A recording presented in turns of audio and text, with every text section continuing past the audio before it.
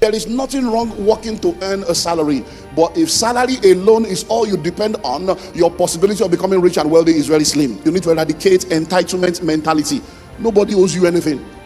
You need to eradicate entitlement mentality. Every reason you give for being where you are, somebody else has the same reason, but they are not where you are.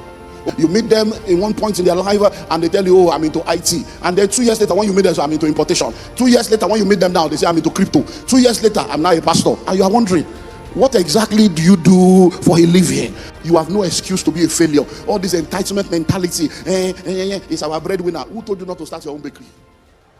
I want to talk to you about developing investment mentality. Developing investment mentality. Now, it's very, very important for us to realize that in the world that we live in today, there is no man, no woman that is born with everything that they require to be all that they are supposed to be. It therefore means that if you're going to be the best version of yourself and maximize your possibilities in life, it means that there are some things that you have to be conscious and intentional about developing and making happen in your life. And that's where the subject of investment mentality comes in. A lot of people want to be wealthy. A lot of people want to be able to create wealth, but they don't have the right kind of mindset that will help them to become wealthy. When you begin to study poverty and decode poverty, you realize that poverty is a spirit, poverty is a mindset, poverty is an habit, poverty is a lifestyle, and poverty is a state. When you meet someone, the first thing you see that helps you to know that they are poor is that you find them in a state of poverty. In that state of poverty is a state of lack, hardship, and insufficiency. But most of the time, especially when you attack it from the religious point of view, you find out that when you see people in a state of poverty, the religious tendency people have is to go straight to the spirit and begin to deal with what they consider to be the spirit of poverty. But you need to understand that one of the major reasons why people are poor is not really about the spirit, but it's about the mindset of poverty. Because what happens is that poverty is installed as a software in the minds of people, and it becomes a program that runs their life. So you need to understand that when it comes to the subject of poverty, ignorance is not a demon. You can't cast it out. The only way that someone can be free is for them to come into a place of enlightenment where light comes and dispels darkness. And one of the things that needs to happen in the life of an individual to help them to break the shackle of poverty and build the systems that will help them to become wealthy is that they understand the importance of developing investment mentality, because that becomes the engine that triggers every other thing in your life. And not the word developing investment mentality. It means that it's not something that is there. It's something that you have to consciously and intentionally develop in order for it to become a reality. Many people are poor today. Many people are suffering lack and hardship today because they don't have investment mentality. And the reason why they don't have investment mentality is because there are a lot of toxic mindsets that are prevalent in their lives, and these toxic mindsets have choked the possibility of them developing investment mentality. So if you're going to develop investment mentality, the first thing that you would need to do will be to eliminate the toxic mentalities that exist in your life. There are 5 toxic mindsets that needs to be eradicated. Somebody say 5. There are 5 toxic mindsets that needs to be eradicated if you are going to develop investment mentality. I'm going to run through that very fast and then we'll move on. Number 1, you have to eradicate consumer mentality. You have to eradicate consumer mentality. If you have a consumer mindset, the Nino Lowo kind of mindset, money for spending kind of mindset, you're not going to become prosperous. Because every money that comes into your hand, every money that comes into your life, the first thing you're going to do is to think of how to spend it. So we have a lot of people today that are poor because every money that comes into their life, they just consume and consume and consume and consume. God created only one world, yet we have third world nation. And God did not create 3 worlds. So how come we have nations that are called third world nations and God only created one world? Nations are rated based on their ability to produce or to consume. So producer nations are first world nations. Consumer nations are third world nations because they consume more than they produce. It therefore also means that when you are more of a consumer than a producer, you are a third world person. You are a third-rated person. So the first mindset that needs to go is you must eradicate consumer mentality. Money comes into your hand and all you are thinking is what to spend the money on, not what to invest the money on. That's an error. So you see a lot of people today, that's the first thing that needs to go. The second thing that needs to go, the second mindset is called nomadic mentality. Nomadic mentality. Nomadic mentality is the mindset of nomads. You see, nomads are cattle rearers and they don't have a fixed address, neither do they plant anything. But what do you see about nomads? They go from place to place, grazing what other people have planted. They don't have a fixed address, so you can't identify or locate them. And that's the way some people operate. They operate on what I call a vagabond spirit. They are going from place to place, job to job, career to career. They are not able to stay focused on one thing enough to produce results. And that needs to go. Many of you are sitting down here right now. You've probably been in the marketplace working for the past 10 years or 15 years. But you'll be amazed to know that some people are in the marketplace for the last 10 to 15 years, but they have been involved in 7 careers. And then you're asking yourself, how do you expect to be successful in something that you're not focused on, in something that you're not committed to? And that's the problem. So you meet some people, even in business, we have those serial entrepreneurs. You meet them in one point in their life and they tell you, oh, I'm into IT. And then 2 years later, when you meet them, so I'm into importation. 2 years later, when you meet them now, they say, I'm into crypto. 2 years later, I'm now a pastor. And you are wondering, what exactly do you do for a living? You are just jumping from place to place like a vagabond. So that nomadic mindset, it's a problem. And people go from place to place and it becomes a major challenge. The third mindset that needs to go is civil or salary mindset. Civil or salary mindset. You have a lot of people in our world today that are civil servants or they are public servants. And now please listen and listen well. There is nothing wrong working to earn a salary. But if salary alone is all you depend on, your possibility of becoming rich and wealthy is very slim. And you need to understand that when you are a prisoner, whether your handcuff is made of wood or silver or gold, handcuff is handcuff. To be rejoicing that your own handcuff is made up of gold is like slaves who love their chains. So it's very, very important for us to eradicate civil or salary mentality. There are a lot of people that just want salary. Oh, they need to increase my salary. They need to increase my salary. Listen and listen well. There is nobody that can pay you your true worth. There is nobody that can pay you your true worth. So if all you are looking for is salary, you are jumping from play. Oh, if they can just increase my salary, if they can just, I'm like, who did this to you? When you go around the world, I see this thing happening. When you go around the world, you realize that Asians and Jews, when Asians and Jews relocate into the Western world, most of them go to start a business. But when Africans relocate to the Western world, they go to look for a job. And some of them are doing 2, 3, 4 jobs, and they are proud in their conclave bondage. And he said, I'm getting my second job. I do 2, 3, 4 jobs. I've got to pay bills. I've got to pay bills. And I'm asking myself, hello, do you realize you are in a capitalist environment?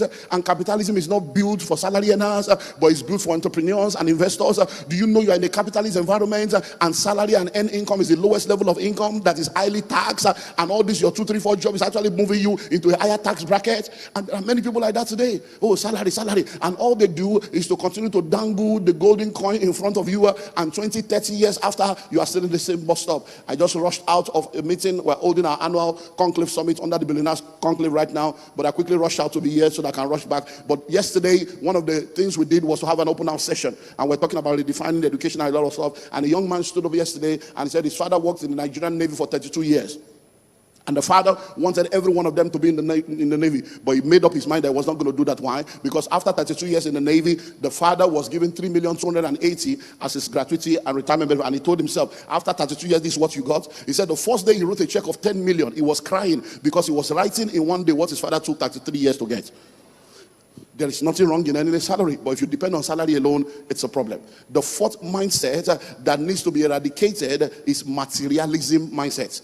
Materialism mindset. A lot of people are so materialistic in the world, that so much materialism. You see a lot of people posing and just doing things that does not work. And I'm asking myself, why are you doing this? You have money, you are just so materialistic. You want to buy shoes, you want to buy clothes, and you don't have any investment. You see a lot of people, they are wearing bone straight, their life is not straight. You are fixing eyelashes, you are fixing nails, and you cannot fix your life. You see a lot of people, they have 3 handsets like a 419, yet you are not an investor in any of the telecom industry. I love shoes, I love shoes. If you love shoes, manufacture shoe. If you love shoe, produce shoe. If you love shoe, design shoe. You are wearing bag and shoe to match. Your destiny is not matching your bank account. And you are wondering, who did this to you? You see a lot of people, young men today, they are carrying 3 handsets like 419, 3 plot of land you don't have. You are going to the gym every day, bearded gang, 6-pack, you don't have 6 figure, you don't have 6 plot of land. Why? Materialism. And in the world that we live in today, you realize that empty barrel makes the loudest noise. And a lot of people that are supposed to be focused on building wealth, they have allowed themselves to be swayed by jobless people with 200 naira airtime making noise on social media. Number 5, you need to eradicate entitlement mentality. Nobody owes you anything. You need to eradicate entitlement mentality. Every reason you give for being where you are, somebody else has the same reason, but they are not where you are. Oh, it's because I'm a woman. There are many women that are billionaires. It's because I'm a youth. There are many youth that are billionaires. It's because I'm an orphan. There are many orphans that are millionaires. It's because the government is bad. There are many people in bad government that are making money. So what excuse do you have? You have no excuse to be a failure. All this entitlement mentality. It's our breadwinner. Who told you not to start your own bakery? We are always looking for somebody to blame. We are always looking for somebody to be responsible. When the student passes, you say, I passed. When the student failed, you say, the lecturer failed me.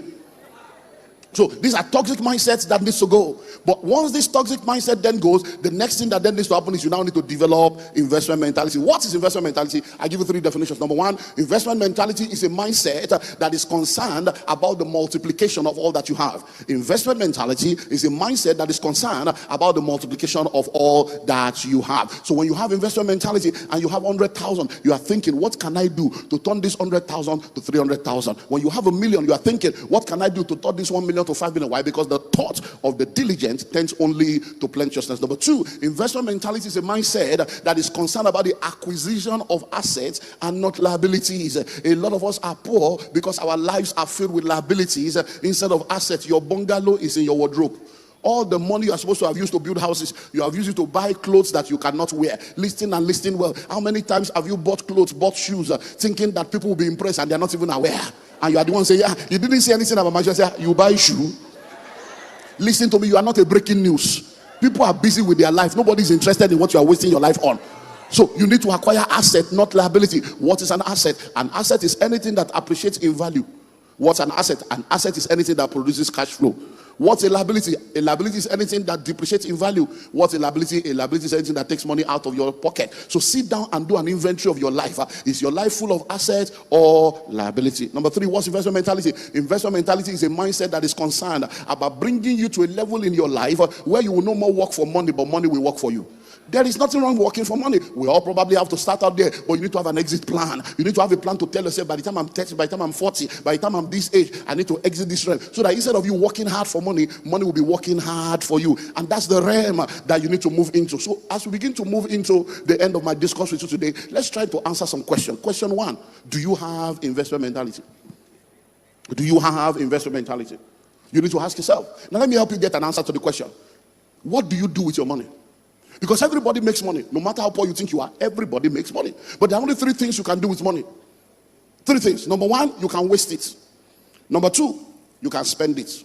Number 3, you can invest it. Repeat after me. Waste, spend, invest. Say it again. Waste, spend, invest.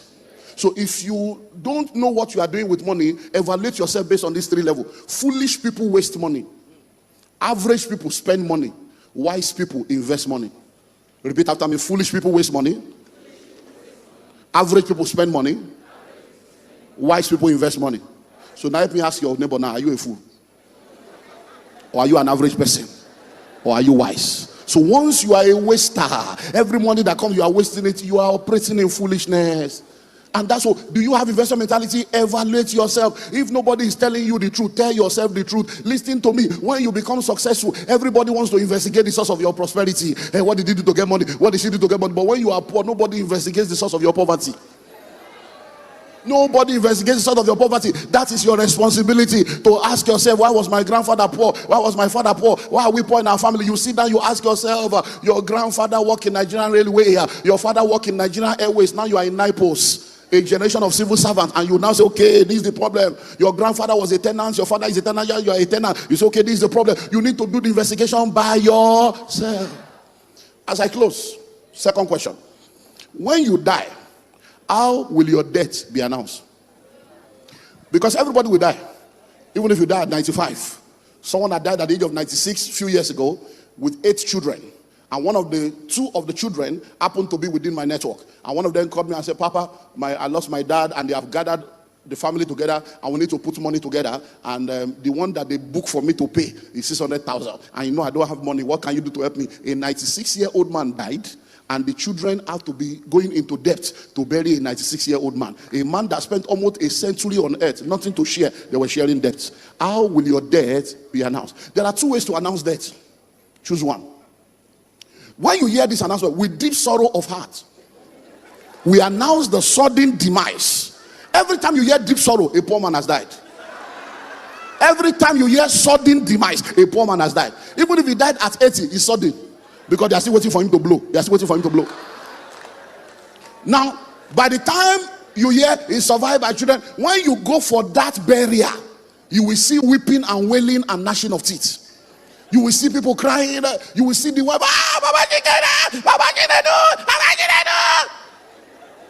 They'll be holding her. Sorry. But if you look very well, you realize that woman is crying. The man most likely have 6 or 8 children, because poor people give birth to children like sardine, as if they're trying to win an award. If this one don't make up, this one go make up. Your children are not your retirement plan. They're not your retirement plan. But guess what? If you look very well, you will realize that there is one side chick somewhere with another small baby. The useless man is a side cock with a side chick. By the time you now finally go to the house, you will see the family will descend on the woman. Hey, you killed our son. You are the one that killed our son. We are going to shave your hair. Come to the village and drink water. Person with poverty killed. They say that the wife killed him. But there's another way to announce that. With gratitude to God for a life well spent, we announce the passing into glory. Whenever you hear that announcement, with gratitude to God, rich man don't die. Passing into glory, rich man don't die. It's not a poor man. We announce the passing into glory. By the time you go to that burial, nobody's crying. Nobody's crying. You will get there, you will see the widow. The widow will stand with designer suits, Louis Vuitton bag, Fellini shoe, police eyeglasses, and goosey silk scarf. Only 2 children. One came from London, the other one came from Canada. And you see, nobody's crying, no. You just see the woman like that.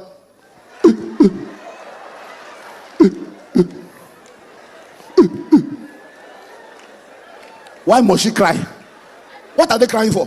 The man that died had 5 houses in London, 2 in America, 8 in Canada, 42 in Nigeria, 3 billion naira in fixed deposit, $1.2 million. Why are you crying? Crying for what?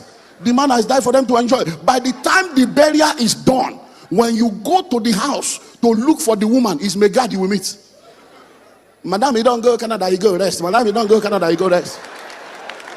Is it that kind of woman? You will now say she should come to the village. You want to shave her head. She's the one that killed your son. Where you get the boldness? I declare over your life, you will die well. Bye bye. God bless you.